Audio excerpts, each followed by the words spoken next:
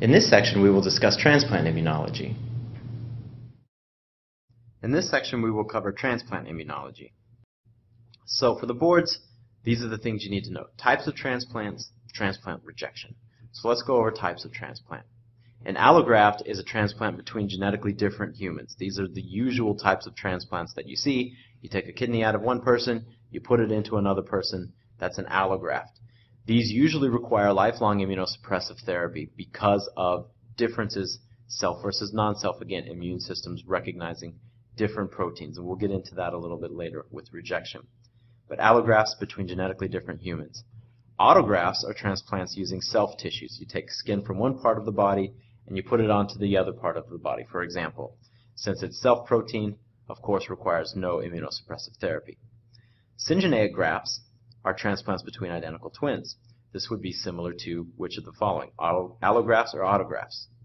Autografts, right? Because they're genetically identical, it would be similar to an autograft and therefore not require immunosuppressive therapy. Xenografts, or heterografts, are transplant between different species.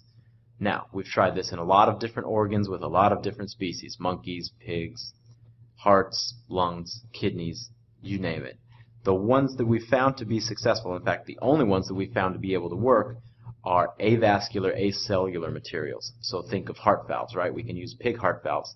There's no cellular material. They're acellular, avascular. They will not evoke a rejection.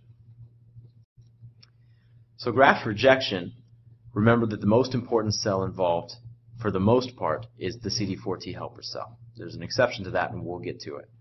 These cells sensitize to foreign MHC class II molecules on donor APCs that leave the graft and take up residence in the recipient's tissues. So what happens is you have tissue leaving the graft, going to the host, and then the host will recognize that tissue as foreign and respond to it, as you would expect your immune system to do.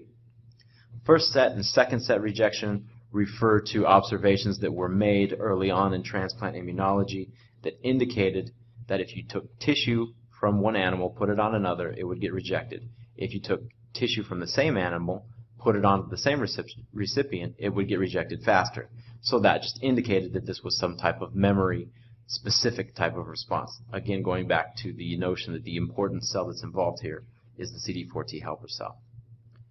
So types of rejection. Hyperacute. This is the one that is not mediated by T helper cells in some aspect. This is mediated by type 2 hypersensitivity, preformed antibodies. So you're going to think something like ABO incompatibility, something like that, that's going to cause a hyperacute, immediate type of rejection. This happens within minutes to hours.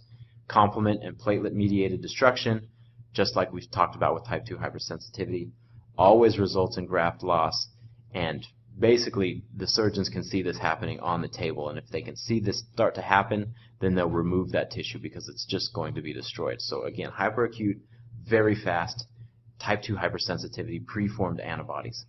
Acute, a little bit longer, weeks to months. Antibody-mediated component, but these antibodies are not preformed. They've been stimulated in a primary immune response. Again, helper T cells are the key. We get an antibody-mediated component, and we get a cell-mediated component, so there's a type 4 hypersensitivity involved here as well. CD4 T cells running the show, acute rejection, weeks to months.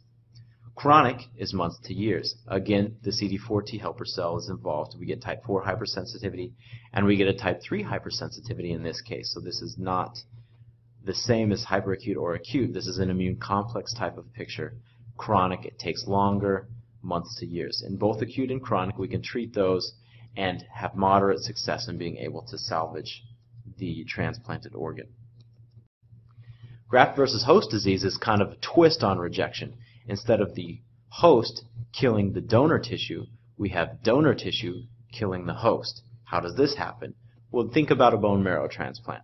When you transplant bone marrow, you're transplanting T cells, B cells, immune cells. Those cells will see the host that they're transplanted into as foreign, and they will go attack it. And they tend to focus in on rapidly dividing cells. So you see things like skin rashes, GI tract sloughing, and diarrhea. And the severity is variable. It can be very minor. It can also be very severe and even fatal in some cases. Kind of a variant on this is the graft versus leukemia effect. Scientists and doctors noted that if you took the T cells out of the bone marrow before you transplanted the bone marrow, then what would happen is that you would get relapse of the cancer.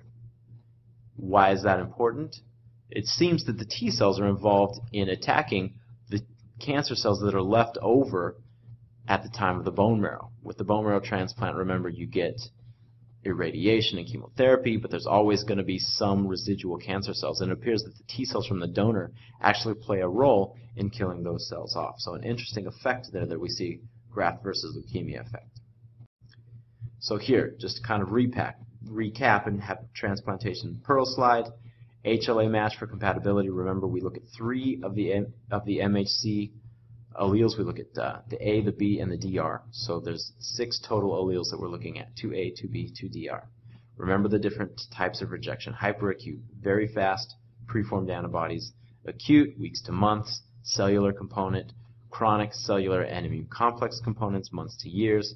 Remember, with bone marrow transplants, you get graft versus host. You get the donor attacking the recipient instead of vice versa. And remember that MHC molecules are inherited as a haplotype, codominantly expressed. This concludes our discussion for this section. In the next section, we will cover immunoassays.